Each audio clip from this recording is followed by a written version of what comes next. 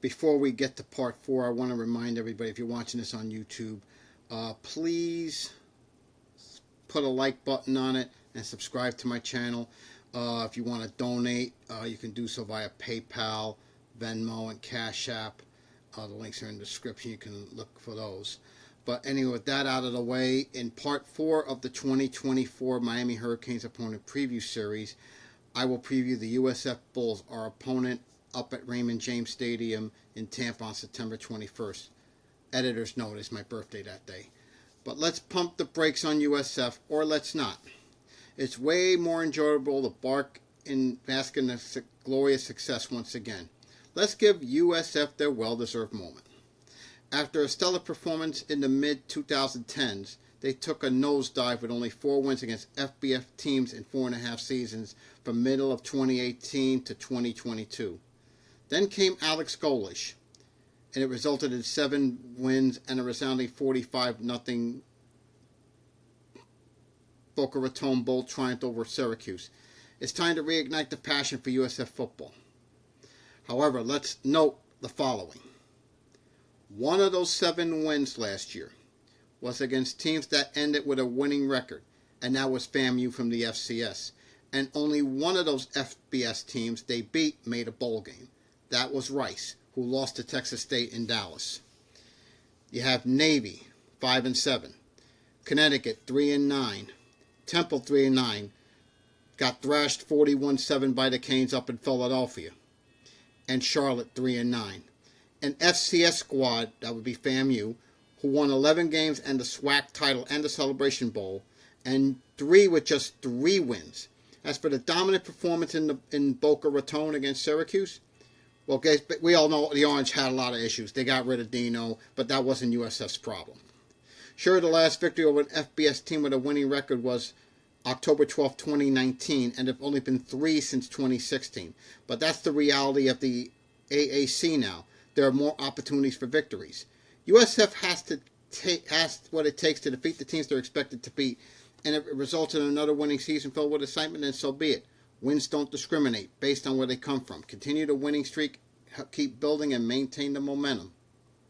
Now, when you look at the offensive side of the ball, the offense scored an impressive 415 points, the most since 2017. With a strong balance and plenty of yards, they made up for a porous defense. The key starters are back for USF, and they're looking to keep the momentum going. It starts with Byron Brown at quarterback to rally the team around.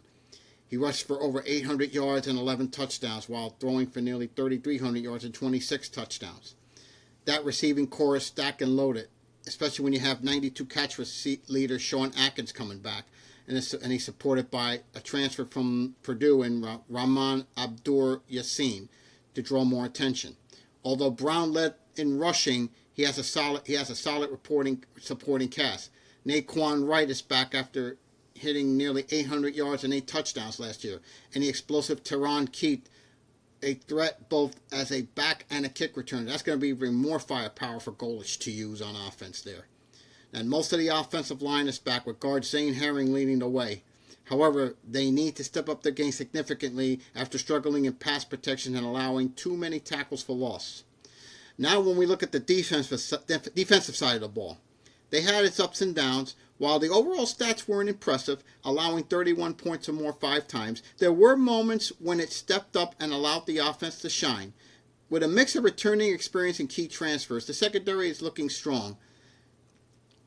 Amaris Brown and Taven Ward are solid corners, and the addition of Deshaun Rucker and Brent Austin from the transfer portal adds depth.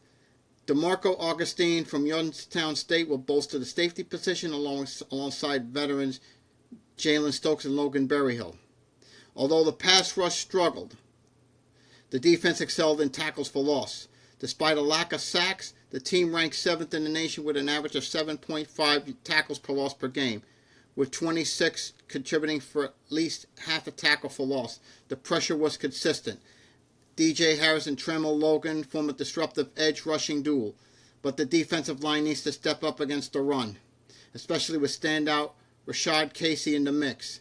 For USF to have a successful season under Alex Golish, the run defense needs to stand strong. Even the top passing teams found success, but when the tackles for loss kept coming and the defensive line stepped up, USF typically came out on top. Total yards weren't as crucial as yards per rush. But when the tackles for loss kept coming, USF boasted a 5-0 record when holding opponents to less than 4.8 yards per carry, but struggled at 2-6 when allowing more. Now, the key addition for USF is safety DeMarco Augustine.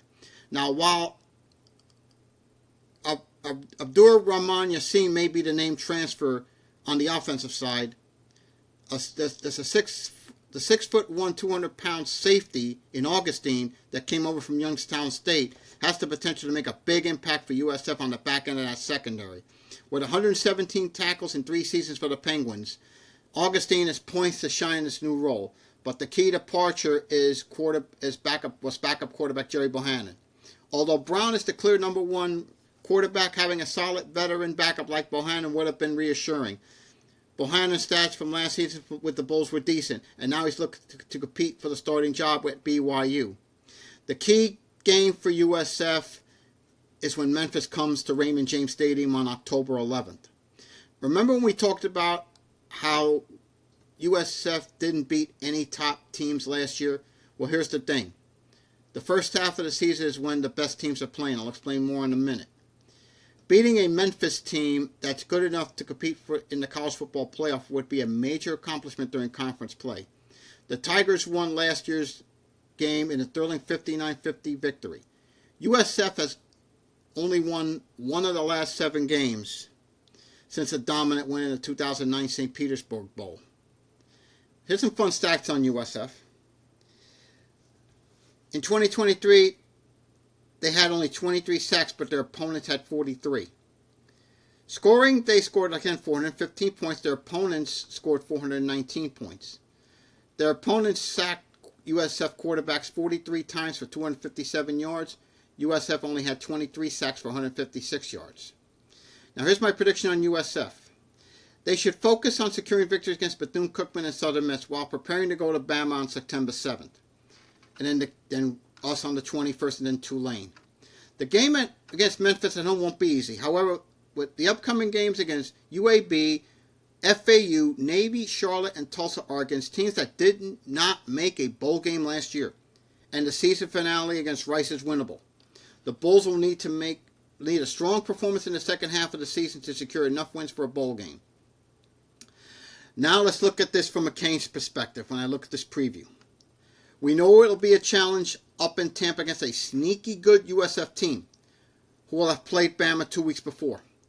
This is a game we should, and I feel will win comfortably in Tampa, but we cannot take USF lightly, as Bama found out last year when they came down to Ray J.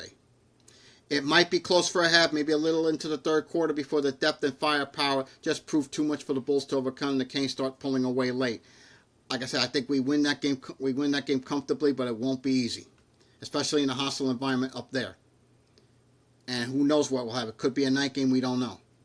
Still to wait and see on that. But when I look at USF's overall schedule, believe it or not, this is a team that can go 8-4 in 2024.